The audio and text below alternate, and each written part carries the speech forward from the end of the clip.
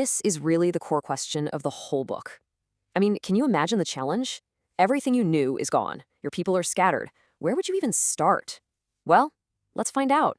So the answer starts, and honestly, it begins in a way nobody saw coming. After 70 years of waiting, a hope that had been dormant for so long was about to get a major wake-up call. And then, out of nowhere, this decree comes from the most powerful man in the world, King Cyrus of Persia. He had just conquered Babylon, and now he announces that the God of heaven has commanded him to rebuild the temple in Jerusalem, and he tells the Jewish people to go home and do it. I mean, this was a political earthquake. Just like that, the 70-year exile was over. And get this. Cyrus didn't just say, okay, you can go. He actually helped fund the project. He returned more than 5,000 gold and silver articles, all the sacred vessels that the Babylonians had stolen from the first temple all those years ago. This wasn't just a quiet return. This was basically a state-sponsored restoration project. So what happens next? They go. Almost 40,000 people, priests, families, singers, you name it.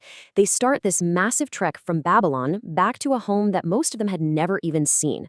And their mission was to do the one thing their parents and grandparents had only ever dreamed of: rebuild the house of God.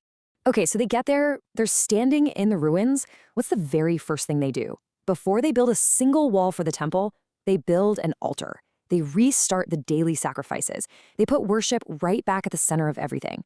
And that's such a crucial point.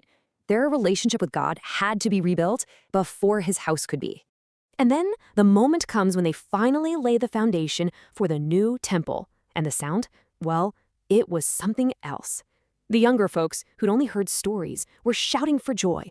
But the elders, the ones who could actually remember the glory of the first temple, they wept out loud. It was this powerful, bittersweet mix of joy for the new beginning and sorrow for everything that had been lost.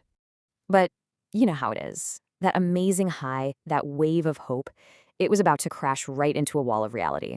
Rebuilding is never as easy as it sounds, and there was some serious opposition just waiting for them. So here's where the trouble really starts. The local people who were already living in the land, they come and offer to help build. But the Jewish leaders say no, explaining that this is a sacred job for them alone. Well, that rejection turned into rage. These same neighbors wrote a letter to the Persian king, completely twisting the story. They claimed the Jews weren't building a house of worship, but a fortress for rebellion. And well, it worked. The king in Persia, hearing these lies, ordered all the work to stop immediately. And just like that, for years, everything just stopped. The foundation just sat there, unfinished. A constant reminder of a dream that seemed to be dead. Man, you can just feel the air go out of the balloon, right? After coming all this way, after that miracle decree from Cyrus, was this it? Was the promise broken? Was the temple just going to be a half-finished ruin forever? But right when it seems like all hope is gone, a new voice shows up. Actually, two of them. The prophets Haggai and Zechariah deliver this fiery message from God, and it shakes the people right out of their funk. They basically said, hey, how can you be living in your nice houses while God's house is still a wreck? And that was the spark they desperately needed. And that sparks Act 3. With this new fire in their hearts, the people grab their tools, they start building again, and it leads to this incredible turnaround, a renewal that was about way more than just stone and wood. Of course, the second they start building again, the local officials show up. Hey, who said you could do this? But this time, the Jewish leaders were ready. They pointed right back to that original decree from King Cyrus and basically told the officials, go check the royal records. So the question goes all the way up to the new king, Darius. And what happens next is just wow.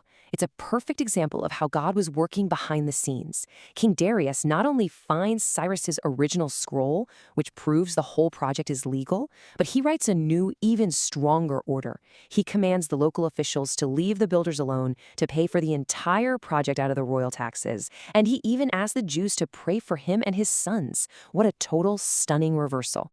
So with that royal seal of approval and funding, the temple finally gets finished. The dedication ceremony was this huge, joyous celebration.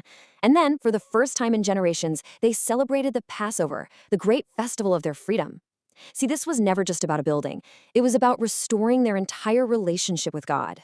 So, years pass, the temple is built, and now the guy the book is named after finally shows up, Ezra. Now, Ezra wasn't a builder or a politician. He was a priest and a scribe, a teacher of God's law. His mission was different. He came to move beyond the physical building and focus on a deep spiritual renewal. He came to rebuild the people. But as soon as he gets there, Ezra runs into a huge, devastating problem. He discovers that many of the people, we're talking leaders and priests included, had married foreign women from the surrounding nations. And this was a huge deal, directly forbidden by God's law, because it always led them into worshiping other gods and would destroy their unique identity as God's people. And Ezra's reaction is just visceral.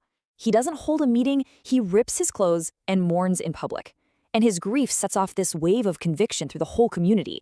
People gather, they weep with him, and they confess their sin together. But it doesn't just stop at feeling bad. They make a new, solemn promise to God and agree to take the very painful, very difficult action needed to set things right.